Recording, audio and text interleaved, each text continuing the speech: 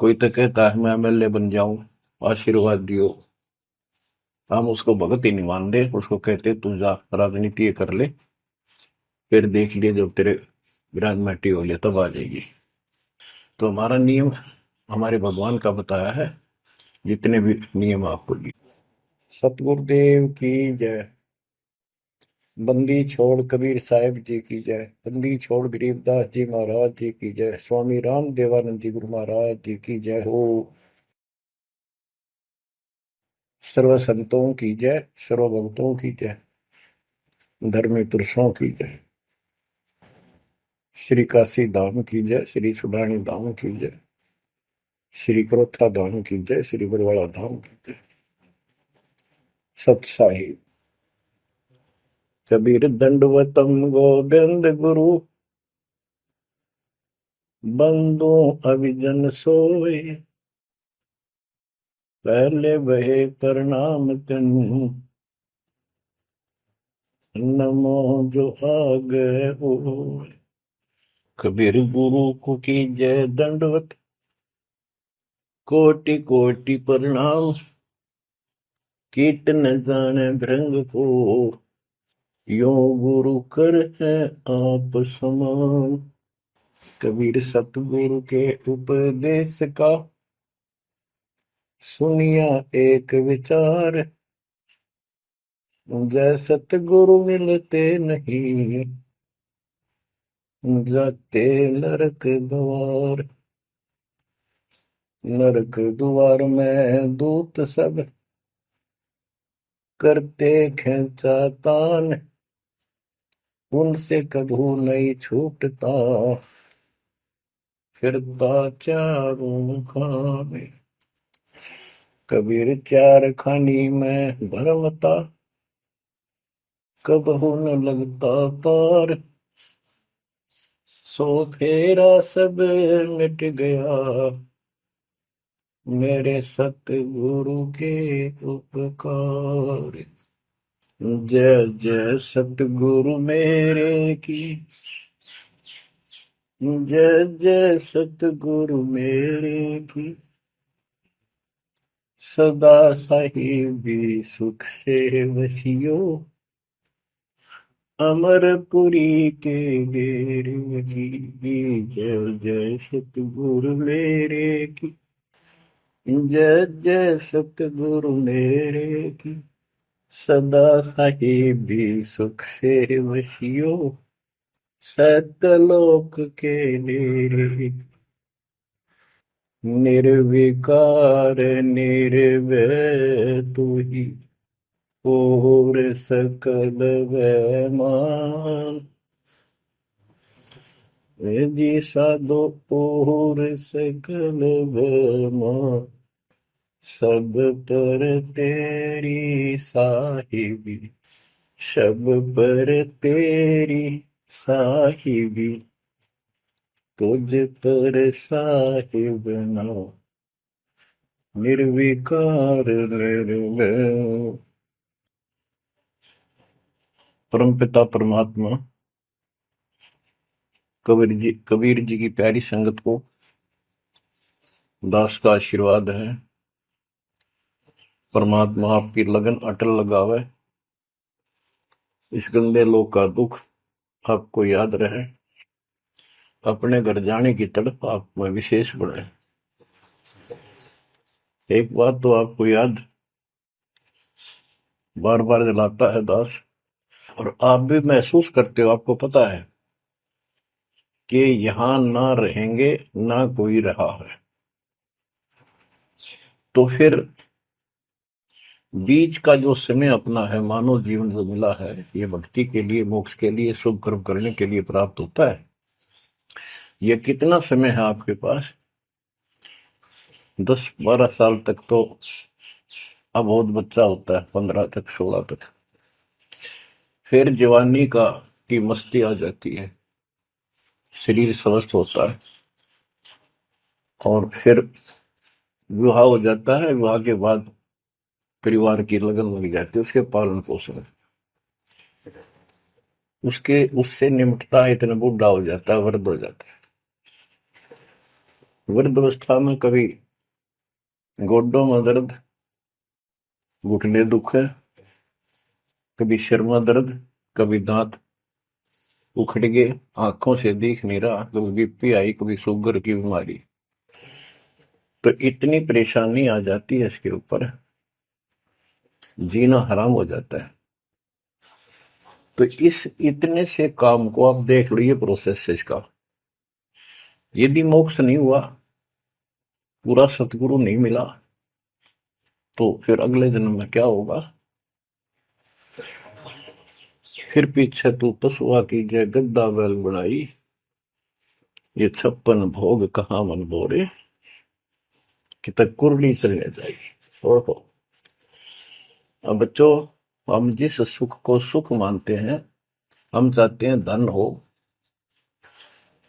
मंत्री बने, मुख्यमंत्री बने, बस हमारी महिमा हो, यश हो।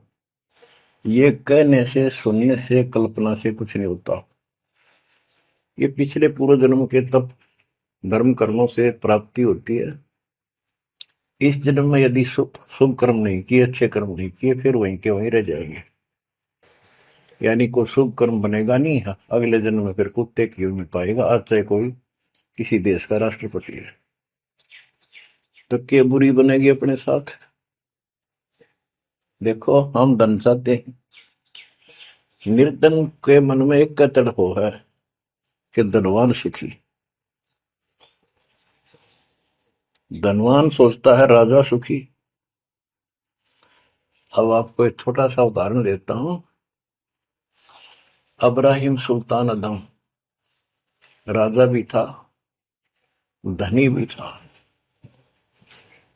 खूब पैसा था, 18 लाख घोड़े, तुरा, अनगिन खजाना, और बकवाद करने में कसर नहीं छोड़ रखी थी। 16,000 विवाह करा रखे थे। तो भक्त आत्माओं, परमात्मा ने उस अपनी प्यारी आत्मा को उस नरक से निकाला जिसको वो सुख मान रहा था। ओए ओए, ये विचार करो, ये है वो तत्व ज्ञान जो सार निकाल कर दे दे आपको। कोई तो कहता है मैं एमएलए बन जाऊं, आशीर्वाद दियो। हम उसको भगत ही नहीं मानते, उसको कहते तू जा राजनीति कर ले, फिर देख लिए जब तेरे ग्रांड हो ले तब आ जाएगी। तो हमारा नियम हमारे भगवान का बताया है, जितने भी नियम आपको दिए। तो बच्चों, उस आपको खूब कथा सुना रखी है, सत्संग अनेकों सुना रखे हैं। अब्राहिम सुल्तान कौन था? ये सम्मन था जिसने अपना बेटा काट दिया था अपने गुरुदेव की इज्जत और आबरू के लिए, उनको भोजन कराने के लिए। परमात्मा कहते हैं नुक्ते ऊपर रिझ जाएगा रे, गरीबदास जी कहते हैं नुक्ते ऊपर रिझ जाएगा रे, कोटि कर्म जड़ जाए तुम्हारे। अब उसके मन में, क्योंकि ये सत्संग इसलिए सुनाए जाते हैं कि आपकी आत्मा यहाँ से कति हट जाए और केवल सतलोक में आस्था बढ़ जाए। उसकी सतलोक में आस्था बनी नहीं उस समय, और ये पश्चाताप करता रहा, हे भगवान मैं धनी होता, बेटा काटना नहीं करता, हे भगवान मैं धनी होता। उस जन्म में भी मालिक ने उसको बहुत कुछ दे दिया था, लेकिन फिर भी उसकी वो इसी तड़प के कारण दे दिया, और वो ही उसका जान का झाड़ बन गया, वो पार नहीं हो पाया। और फिर अगले जन्म में एक नौशेरवा नाम का बादशाह बना। 70 गंज यानी 70 अरब संपत्ति थी। एक पैसा दान नहीं करे, परमात्मा ने वहां जाकर उसको झटका दिया, तो थोड़ा बहुत दान करवाया। वही आत्मा अगले जन्म में अब्राहिम सुल्तान अदम बना। अब जैसे कर्म कर रखा है वो फल तो भगवान देगा, लेकिन इसने के चाटे इस सुख न, इस धन न, इस राजपाट में अगले जन्म में कुत्ता बनेगा। परमात्मा को पता होता है हम अनजान बालक होते हैं, इसलिए परमात्मा उस नरक से निकालने के लिए अब्राहिम सुल्तान अदम के साथ, उनके साथ कितना कष्ट उठाया जाता है। एक जीव को निकालने के लिए कितने वेतन किया जाता है। और आप इसी तरह बच्चों, इसी प्रकार परमात्मा देखो आपके लिए कितनी व्यवस्था कर रहा है, कहाँ से अपनी महिमा सुनवा रहा है, कहाँ से आपको जगा रहा है, आपको प्रेरित कर रहा है। बच्चों ये लोग अच्छा नहीं, इसमें तुम आंख मीच कर मत बैठो। अब्राहिम सुल्तान अदम मस्ती में था, वो सात वो बड़े ठाठ बाट थे, धनी राजा था। एक 9 लखा बाग बनवा रखा था, उसमें सोया करता दिन में, कोई दिक्कत नहीं थी उसको, वो सुख मान रहा था। कबीर साहब कहते हैं झूठे सुख को सुख है ये मान रहा मनमोद, ये सकल चबीना काल का, कुछ मुख में कुछ बोध। तो उस नरक से निकालना चाहा परमात्मा ने उसको, हमको पता था ये प्यारी आत्मा ये 4 दिन का की बकवाद है, 10 दिन की, 5, 10, 20 साल की, उसके बाद असंग जन्म कष्ट पाओगी। इसलिए उसको उस नरक से निकालना चाहे। और हम धन्य मांगे भगवान थे, तुम इतना मांगे आपको, तो साईं इतना दीजिए जा मैं कुटुंब समावे, हम भी भूखे ना रहे, अतिथि ना भूखा जावे। इसमें सब कुछ मांग लिया।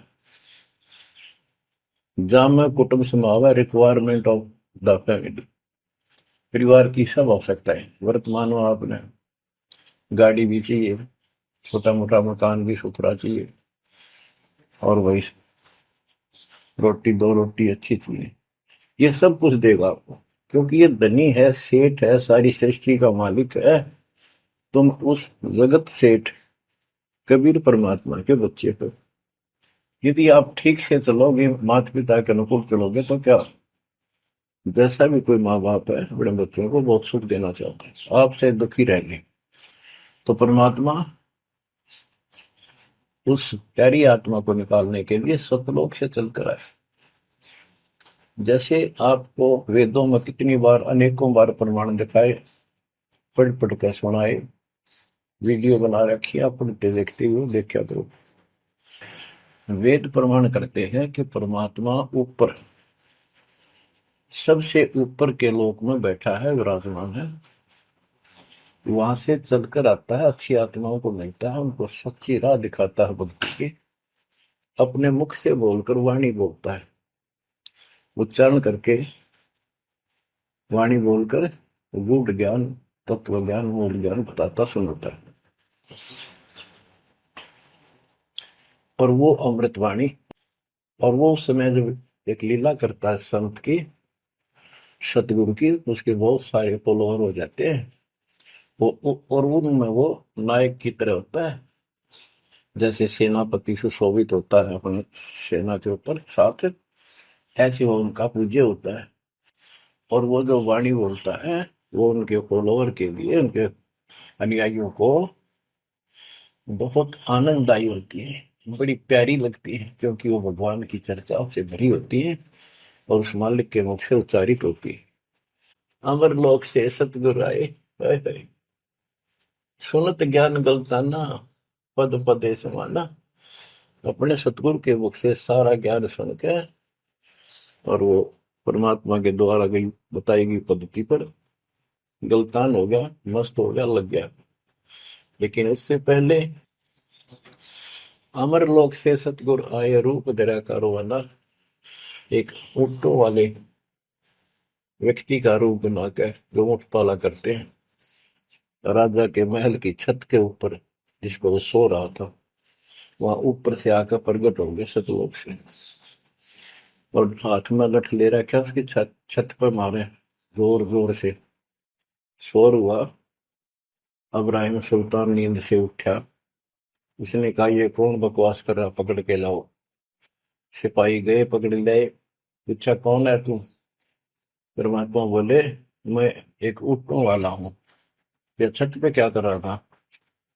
राजा मेरा ऊँट खो गया, एक गुम हो गया, मैं उसने खोज रहा था, देखो आपकी छत पे पाया जाता है। अब राजा बोला अरे भोले व्यक्ति, ये राजा का महल है, ऊँट पर कभी छत छत पर कभी ऊँट चढ़ सकता है, ये कभी नहीं हो सकता। अच्छा बावला।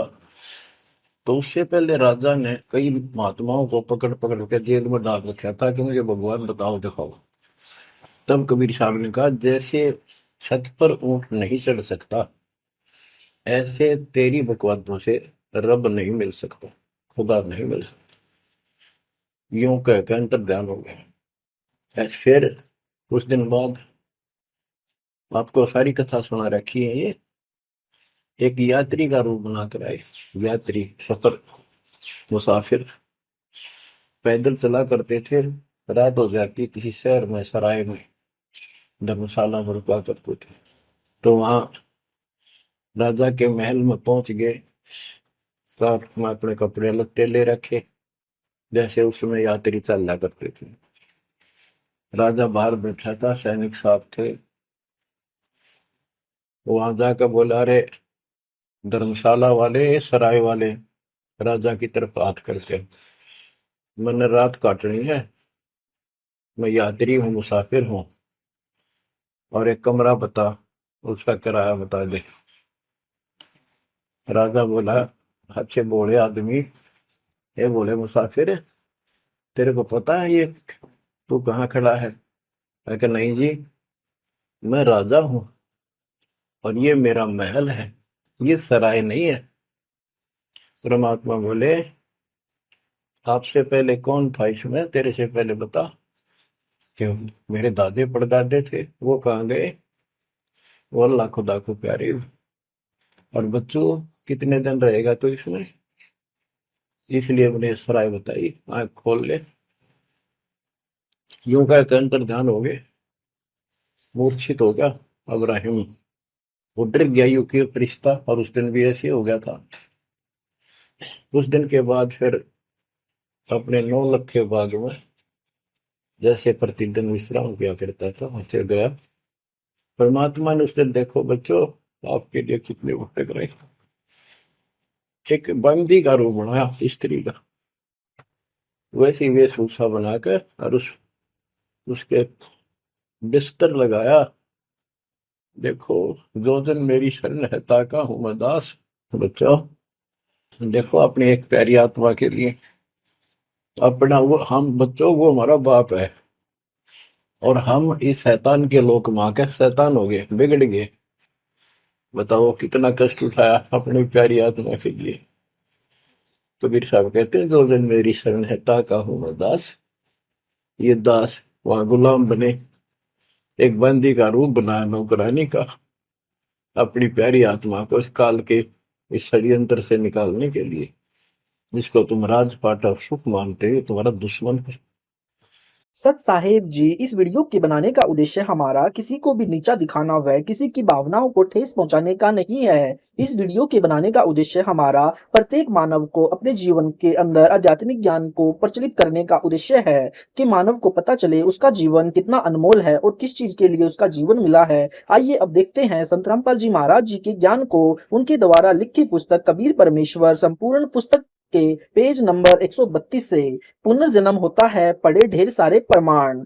सुल्तान इब्राहिम इब्न अधम। सुल्तान इब्राहिम इब्न अधम बल्खी को भी अलख खिज के दर्शन हुआ करते थे और उनसे इल्म पाकर इब्राहिम ने राजगद्दी त्याग दी और बाकी का जीवन अल्लाह की इबादत में गुजार दिया। रूमी ने अपने मुर्शिद समस्तरबेज से मिलने के बाद लिखी पुस्तक मासनवी में इब्राहिम के जीवन का वर्णन किया है। सुल्तान इब्राहिम इब्न अदम को अल कबीर मिले थे, बार बार समझाने को पश्चात राज्य त्याग मोक्ष के लिए निकले थे। कृपया पढ़े, अल्लाह कबीर यानी परमेश्वर कबीर ने सुल्तान इब्राहिम को कैसे काल के जाल से निकाला। सम्मन वाली आत्मा ही सुल्तान इब्राहिम था। जिस समय परमेश्वर कबीर जी ने काशी में 120 वर्ष लीला की थी, उस समय दिल्ली के निवासी सम्मन जाति से मनियार, उसकी पत्नी नेकी तथा पुत्र शिव यानी सेव ने परमेश्वर से दीक्षा ली थी। आर्थिक स्थिति कमजोर थी, परमात्मा के उपदेश का दृढ़ता से पालन करते थे, परमेश्वर पर पूर्ण विश्वास था। दोनों पति पत्नी स्त्रियों को चूड़ियां पहनाने का कार्य घर घर जाकर करते थे। साथ में अपने गुरुदेव कबीर जी की महिमा भी किया करते थे। बताया करते थे कि हमारे सतगुरुदेव जी ने राजा सिकंदर लोधी का असाध्य रोग आशीर्वाद मात्र से ठीक कर दिया। बादशाह सिकंदर ने स्वामी रामानंद जी की गर्दन काट दी थी। उसको सतगुरु कबीर देव जी ने धड़ पर गर्दन जोड़कर जीवित कर दिया। एक कमाल नाम का लड़का मर गया था। उसके कबीले वालों ने अंतिम संस्कार रूप में दरिया में प्रवाह कर दिया था। शेख तकी जो राजा सिकंदर जी का धर्म गुरु है, उसको विश्वास नहीं था कि रामानंद जी की गर्दन काटने के पश्चात भी कबीर जी ने जीवित कर दिया। वह राजा से कहता था कि कबीर जंत्र मंत्र जानता है और कुछ नहीं है। मुर्दे कभी जिंदे होते हैं क्या? मेरे सामने कोई मुर्दा जिंदा करे तो मानूं। राजा सिकंदर को कबीर जी पर पूर्ण विश्वास था, क्योंकि वह तो रोग से महादुखी था तथा रामानंद स्वामी जी को अपने हाथों से कत्ल किया था। पेज नंबर 133 उसके सामने कबीर जी ने जीवित किया था। उस दिन शेख तकी भी दरिया पर उपस्थित था। मुर्दे को देखकर कहा कि यदि मेरे सामने इस मुर्दे को जीवित कर दे तो मैं कबीर को अल्लाह का नबी मान लूंगा। कबीर जी ने कहा कि हे शेख जी, आप भी पड़े पहुंचे हुए पीर हो, आप कोशिश करो, बाद में कहोगे कि मैं भी कर देता। उपस्थित सर्व मंत्रियों और बादशाह ने भी यही कहा कि आप कौन से छोटी हस्ती हो, कर दो काम। शेख तकी ने शर्म के मारे जंत्र मंत्र किए, परंतु व्यर्थ। कहा कि मुर्दे जिंदा नहीं हुआ करते।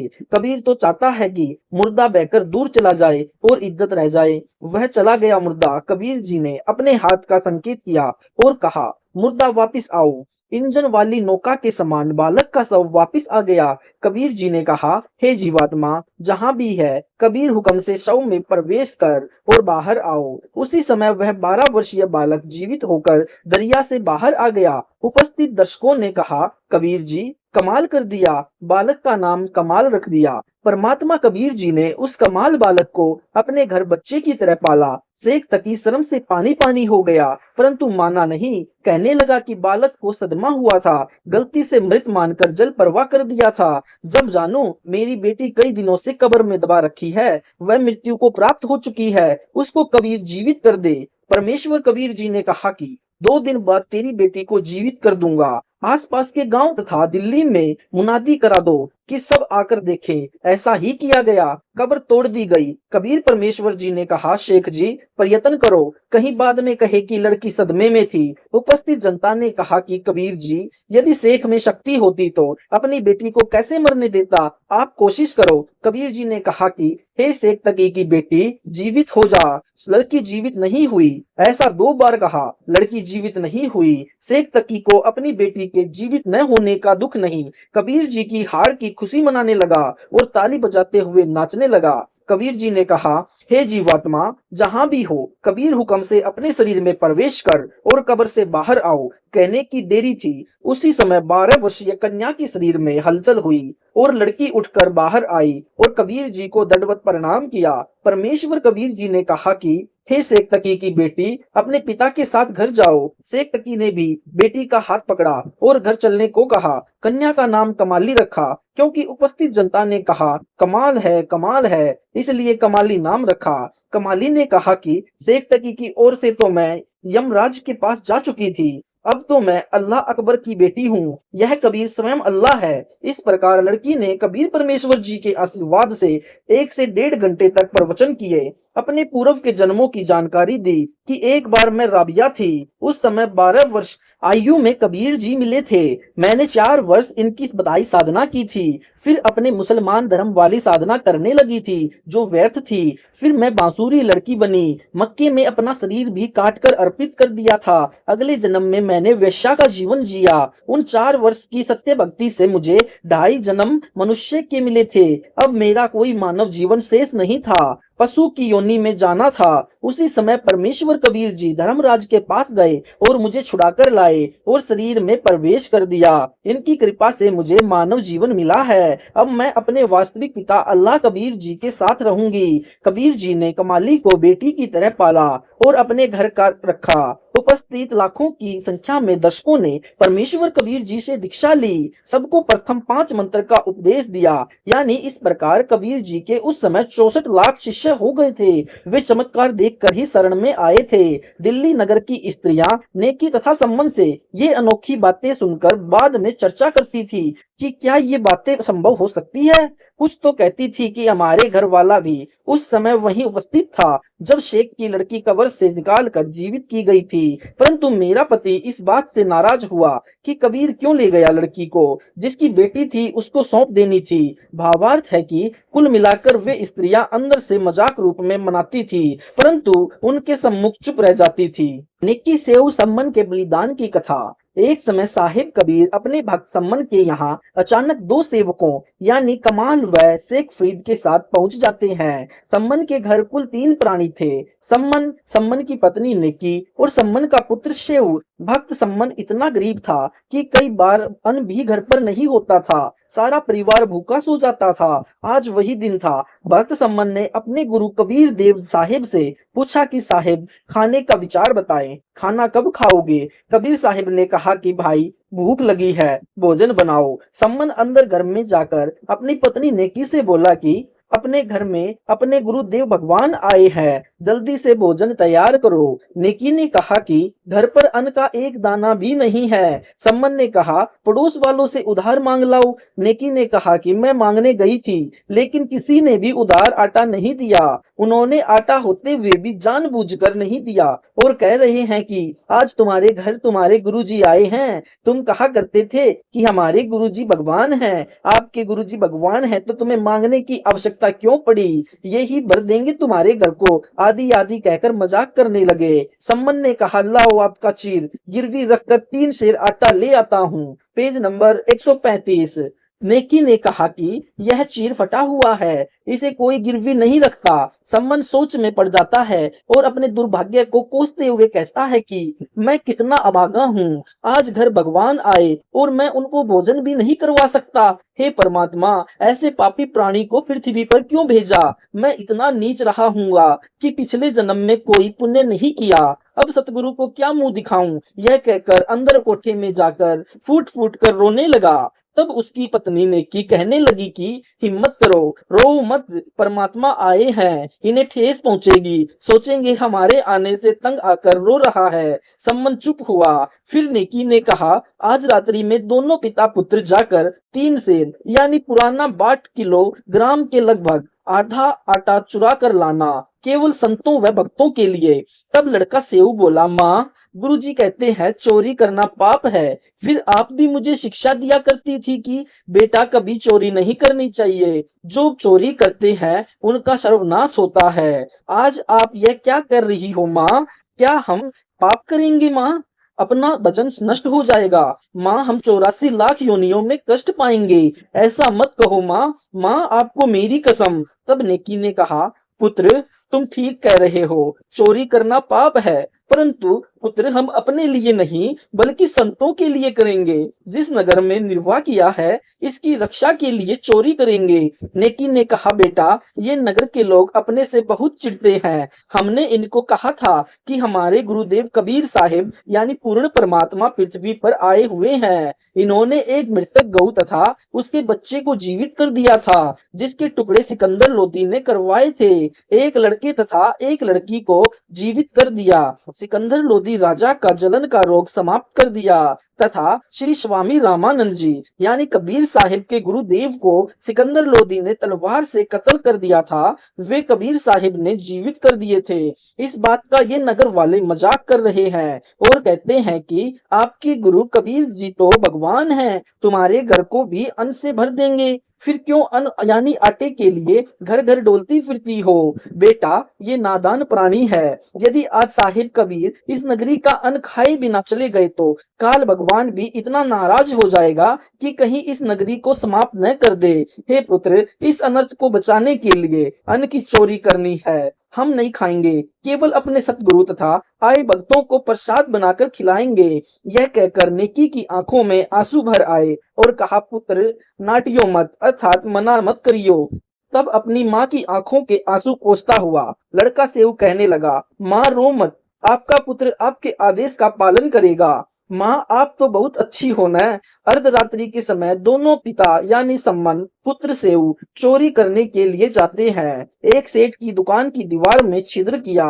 सम्मन ने कहा कि पुत्र, मैं अंदर जाता हूँ। यदि कोई व्यक्ति आए तो धीरे से कह देना, मैं आपको आटा पकड़ा दूंगा और लेकर भाग जाना। सेव ने कहा, नहीं पिताजी, मैं अंदर जाऊंगा। यदि मैं पकड़ा भी गया तो बच्चा समझकर माफ कर दिया जाऊंगा। सम्मन ने कहा, पुत्र, यदि आपको पकड़कर मार दिया तो मैं और तेरी माँ कैसे जीवित रहेंगे। सेव प्रार्थना करता हुआ छिद्र द्वार से अंदर दुकान में प्रवेश कर जाता है। तब सम्मन कहता है कि पुत्र, केवल 3 सेर आटा लाना, अधिक नहीं। लड़का सेव लगभग 3 सेर आटा अपनी फटी पुरानी चद्दर में बांधकर चलने लगता है तो अंधेरे में तराजू के पलड़े पर पैर रखा गया। जोरदार आवाज हुई जिससे दुकानदार जागा और सेव को चोर चोर करके पकड़कर रस्से से बांध देता है। इससे पहले सेव व चद्दर में बंधा हुआ आटा उस छिद्र से बाहर फेंक देता है और कहता है कि पिताजी, मुझे सेठ ने पकड़ लिया है। आप आटा ले जाओ और सतगुरु व भक्तों को भोजन करवाना, मेरी चिंता मत करना। आटा लेकर सम्मन घर पर गया तो सेव को न पाकर नेकी ने पूछा, लड़का कहाँ है? सम्मन ने कहा, उसे सेठ जी ने पकड़कर खंबे से बांध रखा है। नेकी ने कहा कि आप वापिस जाओ और लड़के सेव का सिर काट लाओ, क्योंकि लड़के को पहचान कर अपने घर पर लाएंगे। फिर सतगुरु को देखकर नगर वाले कहेंगे कि ये तो चोरी करवाते हैं। हो सकता है सतगुरु देव को परेशान करें। हम पापी प्राणी अपने दाता को भोजन के स्थान पर कैद ना करवा दें। यह कहकर माँ अपने बेटे का सिर काटने के लिए अपने पति से कह रही है, वह भी गुरुदेव जी के लिए। सम्मन ने हाथ में कर्द यानी लंबा छुरा लिया तथा दुकान पर जाकर कहा, सेऊ बेटा, एक बार गर्दन बाहर निकाल, कुछ जरूरी बातें करनी है। कल तो हम नहीं मिल पाएंगे, हो सकता है ये आपको मरवा दे। तब सेव उस सेठ यानी बनिए से कहता है कि सेठ जी, बाहर मेरा बाप खड़ा है, कोई जरूरी बात करना चाहता है। कृपा करके मेरे रस्से को इतना ढीला कर दो कि मेरी गर्दन छिद्र से बाहर निकल जाए। सेठ ने उसकी बात को स्वीकार करके रस्सा इतना ढीला कर दिया कि गर्दन आसानी से बाहर निकल गई। सेव ने कहा, पिताजी, मेरी गर्दन काट दो। यदि आप मेरी गर्दन नहीं काटोगे तो आप मेरे पिताजी नहीं हो। मुझे पहचान कर घर तक सेठ पहुंचेगा, राजा तक इसकी पहुंच है। यह अपने गुरुदेव को मरवा देगा। पिताजी, हम क्या मुख दिखाएंगे? सम्मन ने एकदम कर्द मारी और सिर काट कर घर ले गया। सेठ ने लड़के का कत्ल हुआ देखकर उसके शव को घसीट कर साथ ही की एक पजावा यानी ईंटें पकाने का भट्टा था, उस खंडर में डाल दिया। जब नेकी ने सम्मन से कहा कि आप वापिस जाओ और लड़के का धड़ भी बाहर मिलेगा, उठा लाओ। जब सम्मन दुकान पर पहुंचा उस समय तक सेठ ने उस दुकान की दीवार के छिद्र को बंद कर दिया था।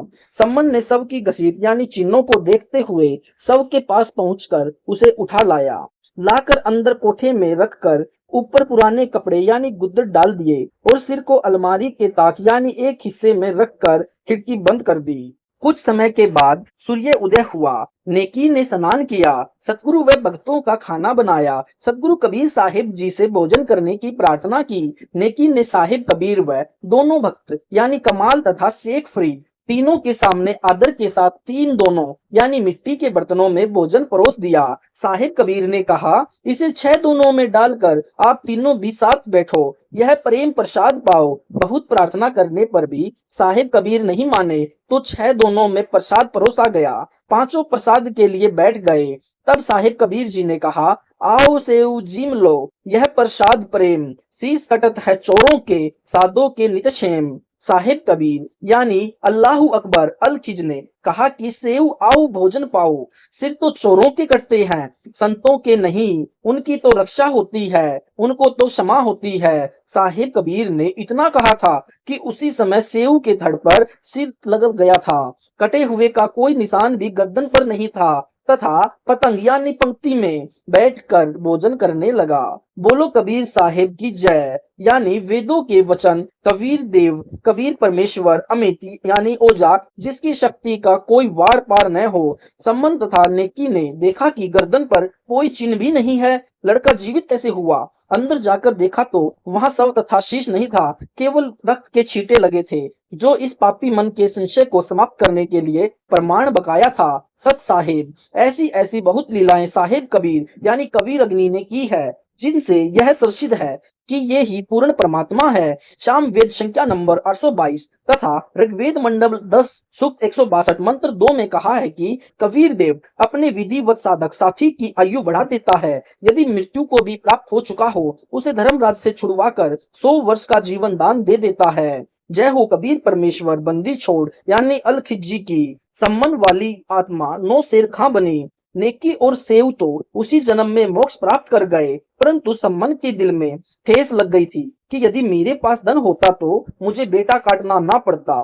परमात्मा ने उसी जन्म में सम्मन नेकी सेव को धन धान्य से परिपूर्ण कर दिया था। वे निर्धन नहीं रहे थे। सम्मन दिल्ली का महान धनी व्यक्ति हो गया था, परंतु फिर भी मोक्ष की इच्छा नहीं बनी, जिस कारण से बेटे की कुर्बानी परमेश्वर रूप सतगुरु के लिए करने के कारण अगले जन्म में 9 शेरखा शहर के राजा के घर जन्म लिया।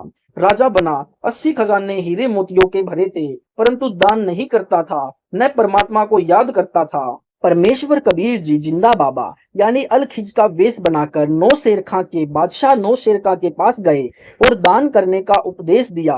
राजा ने कहा, मैं निर्धन राजा हूँ। जिंदा ने कहा कि आपके 80 खजानों को झंडे लगे हैं, यानी यह राजा की पहचान होती थी कि जिसके पास जितने खजाने होते हैं उतने झंडे खड़े किए करते हैं। राजा ने कहा, ये तो कोयले हैं। जिंदा ने कहा कि जैसी तेरी नीयत है कोयले हो जाएंगे। राजा ने खोलकर खजाने देखे तो सच में कोयले हो गए थे। राजा ने परमेश्वर के चरण पकड़कर क्षमा याचना की। परमेश्वर ने कहा कि यदि अधिक धन को दान करेगा तो फिर से ये हीरे मोती बन जाएंगे। राजा ने कहा, जैसी आपकी आज्ञा वही करूंगा। खजाने फिर से हीरे भर गए थे। राजा नौ शेर खान ने अधिक मात्रा में धन को दान किया, जिसके फलस्वरूप तथा पूर्व जन्म की भक्ति व सतगुरु सेवा के फलस्वरूप इराक देश में बलख नामक शहर का राजा बना। विस्तृत कथा आगे है। सुल्तान इब्राहिम की जन्म कथा। एक अदम शाह नाम का फकीर था। उसने बलख शहर से कुछ एक दूरी पर कुटिया बना रखी थी। शहर में घूमने फिरने आता था। एक दिन उसने बलख के बादशाह की इकलौती बेटी को देखता है, जो युवा तथा सुंदरी थी। आदम शाह के मन में लड़की से विवाह करने की प्रबल प्रेरणा बन जाती है। राजा के पास जाकर कहता है कि इस लड़की का विवाह मेरे से कर दो। राजा हैरान होता है और फकीर कहीं शाप न दे दे, इसलिए डर भी जाता है। अचानक हाँ या ना नहीं कह सका।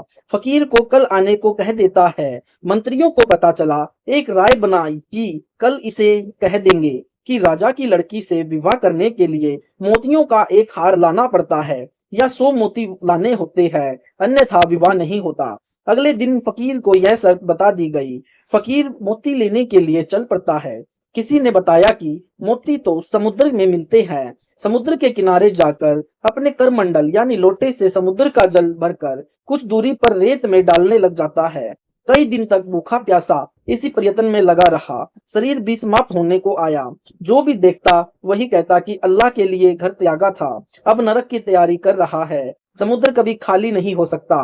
भक्ति कर। परमात्मा जिंदा बाबा के वेश में वहां प्रकट हुआ तथा अदम शाह से पूछा कि क्या कर रहे हो। उसने बताया कि राजा की लड़की से विवाह करना है, उसके लिए मोतियों की शर्त रखी है। मोती समुद्र में बताए हैं, समुद्र खाली करके मोती लेकर जाऊंगा। जिंदा ने कहा कि समुद्र खाली नहीं हो सकता, आप भूखे प्यासे मर जाओगे। आप जिस मोक्ष के उद्देश्य के लिए घर से निकले हो, मोक्ष प्राप्ति के लिए प्रयत्न करो तो कुछ बात बने। अपने जीवन को नष्ट करने की योजना बना ली है। आदम शाह ने कहा कि आपकी शिक्षा की मुझे कोई आवश्यकता नहीं है, मैं अपना कार्य कर रहा हूँ, तुम अपना करो। कबीर परमेश्वर जी ने कहा है कि विकार मते मत जानियो, जो बुबल में आग, जब कर ले दद कहीं, कोई बचे सतगुरु सरना लाग। यानी चुटकुला एक 70-75 वर्ष का वृद्ध शराब पीकर मार्ग में खड़ा खड़ा जूझ रहा था। उसके हाथ का डोगा यानी सारे के लिए डंडा जमीन पर गिर गया।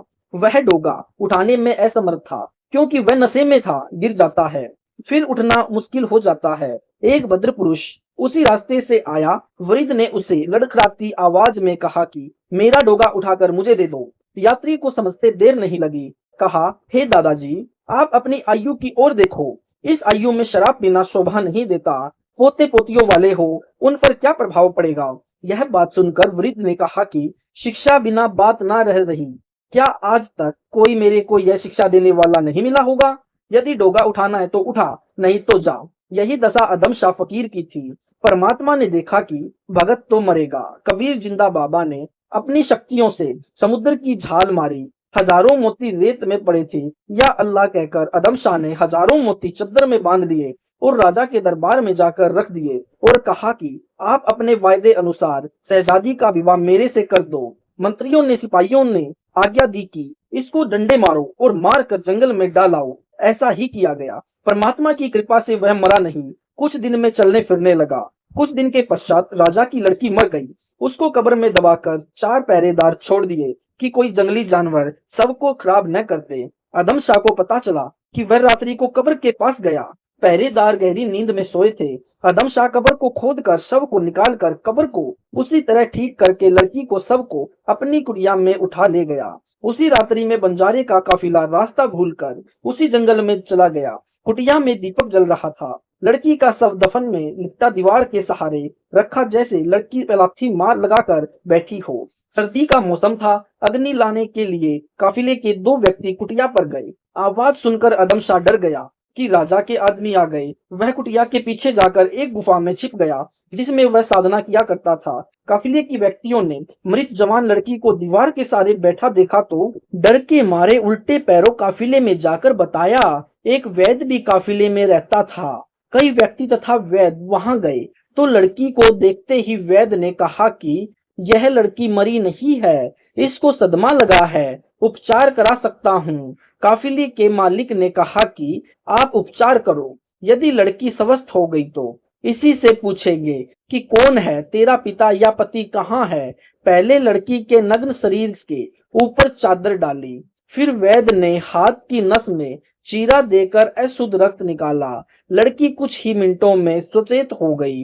बोली कि मैं यहाँ कैसे आई हूँ। आदम शाह फकीर ने दीपक की रोशनी में देखा कि ये राजा की आदमी नहीं है, शहजादी भी जीवित हो गई है। वह काफिले के व्यक्तियों के पास आया और सारी दास्तां बताई, जो लड़की ने भी सुनी। लड़की को काफिले के व्यक्तियों ने समझाया कि यदि आपको यह शरीर यानी यह फकीर कब्र से निकाल कर नहीं लाता तो आप तो संसार से चली गई होती। अब आपको चाहिए कि इस फकीर के साथ अल्लाह की रजा मानकर रहें। लड़की ने हाँ कर दी, यानी उन व्यक्तियों ने दोनों का विवाह कर दिया, निकाह पढ़ दिया। काफिले के मालिक ने कहा कि यदि आप हमारे साथ चलना चाहें तो हम आपकी सेवा करेंगे, कोई कष्ट नहीं होने देंगे। गृहस्थी बनाकर फकीर बोला कि हमारे को यहीं रहना है, मैं आपका एहसान कभी नहीं भूल सकूंगा। आप मेरे लिए अल्लाह का स्वरूप बनकर आए हो। हम दोनों की मौत होनी थी, आपने हमारे जीवन की रक्षा की है। उनको वहीं छोड़कर काफिले के व्यक्ति आगे चल गए। कुछ दिन पश्चात लड़की ने एक सुंदर पुत्र को जन्म दिया। उसका नाम सुल्तान इब्राहिम रखा। 4 वर्ष का बच्चा होने के पश्चात बलख शहर के मौलवी के पास पढ़ने के लिए प्रवेश दिलाया। प्रतिदिन अदम बेटे को मौलवी के पास सुबह छोड़ आता, शाम को ले आता। बलख के बादशाह की इकलौती बेटी थी, पुत्र नहीं था। राजा गरीब बच्चों की मदद किया करता था। एक दिन बलख का राजा उस मौलवी के पास गया।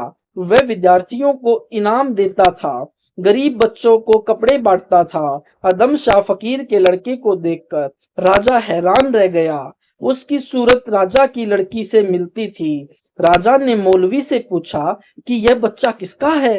मौलवी ने बताया कि एक फकीर जंगल में आता है, उसका बालक है, सुबह छोड़कर जाता है, शाम को ले जाता है। हमने अधिक पूछताछ नहीं की। लड़का भी उठकर राजा से लिपट गया। राजा ने उसे गोद में उठा लिया और चल पड़ा। मौलवी से कहा कि इसका पिता आए तो महल में भेज देना, हाँ वहां से ले आ जाएगा। राजा ने रानी को वह बालक दिखाया। वह तो देखते ही अपनी बेटी को याद करके मूर्छित होकर पृथ्वी के ऊपर गिर गई। सचेत होने पर बालक को सीने से लगाया, खाना खीर हलवा स्वयं बनाकर खिलाया।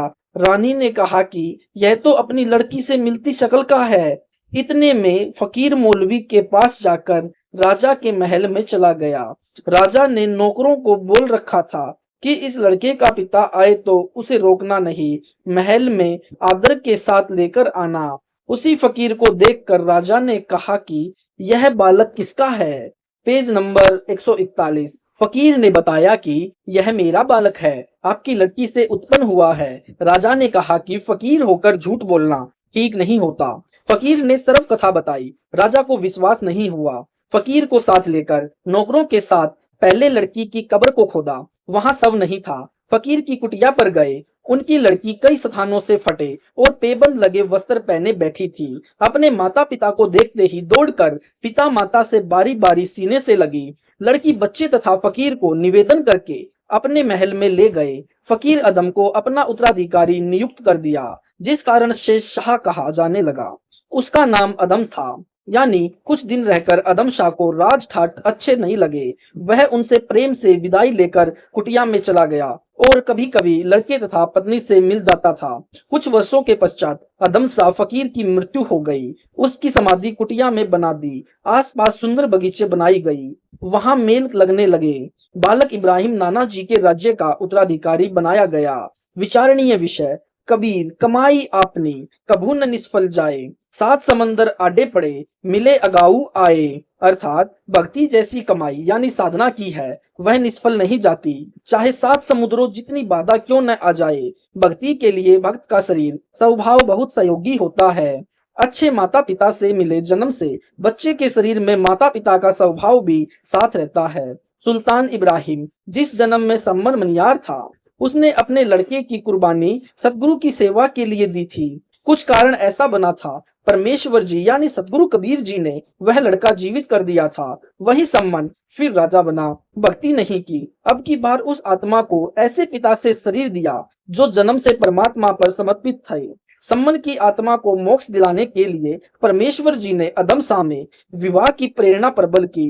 लड़की को सदमा, समुद्र से मोती, बंजारों का काफिला, रास्ता भूलकर कुटिया पर आना, लड़की को जीवित करना। सुल्तान इब्राहिम का जन्म अदम शाह से पाक आत्मा लड़की से होना, जो एक फकीर के साथ रहकर साध्वी जीवन जी रही थी। उच्च विचार बने थे। संसार की कोई भी बुराई लड़की को नहीं लगी थी। सतगुरु के लिए अपने पुत्र शेव यानी शिव का बलिदान तथा 9 शेरखा रूप में अरबों रुपए दान यानी जकात में दिए। उस दान का फल भी उस जीव को देना था। उसके लिए परमेश्वर कबीर जी ने यह लीला की थी। आदम शाह फकीर का दादा उसी बलक शहर का राजा था, जिसका राज्य इब्राहिम के नाना जी के पिता ने लड़ाई करके छीन लिया था। फिर वही राज्य उसी वंश के सुल्तान इब्राहिम को मिला। आदम शाह भी भक्ति से भटकने के कारण पशु की योनि में जन्मा। कबीर परमेश्वर जी ने कहा है कि ये सब खेल हमारे किए, हमसे मिले जो निश्चय जिए। जो जन मेरी शरण है, ताका हूं मैं दास। गेल गेल लाग्या फिरूं, जब तक धरती आकाश। सत साहेब जी, ये वीडियो अच्छा लगा तो वीडियो को लाइक करें, शेयर करें, कमेंट करें। अगर आप हमारे चैनल पर नए हैं तो हमारे चैनल को सब्सक्राइब करना न भूलें। सत साहेब जी, मिलते हैं अगली वीडियो में।